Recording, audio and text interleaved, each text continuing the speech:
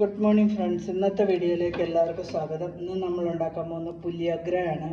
നമ്മുടെ നാട്ടിലൊക്കെ പുളിയുടെ വെള്ളം ഉപയോഗിച്ച് ഉണ്ടാക്കുന്ന ഒരു റൈസാണ്. അത് നല്ല ടേസ്റ്റാണ്. കർണാടകക്കാരാണ് ബേസിക്കലി അത് ഉണ്ടാക്കുന്നത്. അപ്പോൾ നമ്മളിപ്പോൾ ഉണ്ടാക്കാറുണ്ട്. അതിനായിട്ട് ഒരു പാനിലേക്ക് സ്വല്പം എണ്ണ ഒഴിക്കുക, ഒരു കടുക് ഇടുക, കടുക് പൊട്ടി വരട്ടെ. കടുക് പൊട്ടി വന്നിട്ടുണ്ട്. അതിനകത്തോട്ട് സ്വല്പം ഉഴുന്ന് പരിപ്പിടുക. ഉഴുന്ന് പരിപ്പ് ചെറുതായിട്ട് മൂത്ത് വരുമ്പോൾ അതിലേക്ക് കടലപ്പരിപ്പിടുക.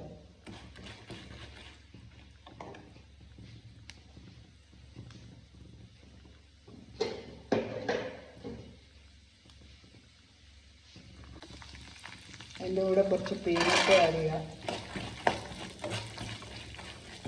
എല്ലാം കൂടെ നന്നായിട്ട് ഫ്രൈ ആവണം.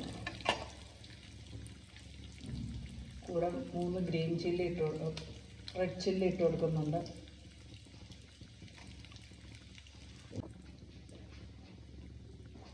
ഇതിലേക്ക് അല്പം മുളക് പൊടി ഇട്ട് കൊടുക്കാം.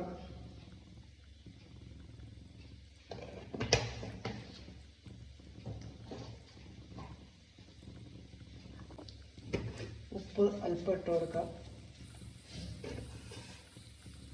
ഇനി അവസാനമായിട്ട് പുളിയോഗ്ര പൗഡർ എന്ന് പറഞ്ഞ് കിട്ടും. പുളിയോഗ്ര പൗഡർ ഇട്ട് കൊടുക്കാണ്.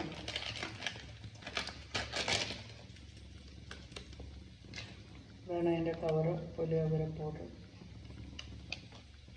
ഇനി നന്നായി മിക്സ് ചെയ്ത് കൊടുക്കാം.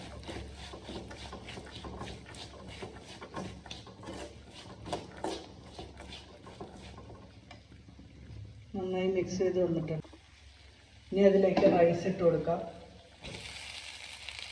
റൈസൊക്കെ റൈസാണ്.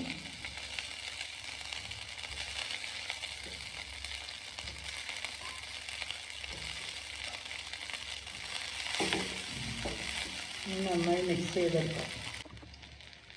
അങ്ങനെ നമ്മുടെ പുളിയോഗ്ര റൈസ് റെഡി ആയിട്ടുണ്ട്. ഇനി നമുക്കൊരു സർവിങ് ബോട്ടിലേക്ക് മാറ്റാം. ഇങ്ങനെ ഒരു സർവിങ് ബോട്ടിലേക്ക് മാറ്റിയിട്ടുണ്ട്.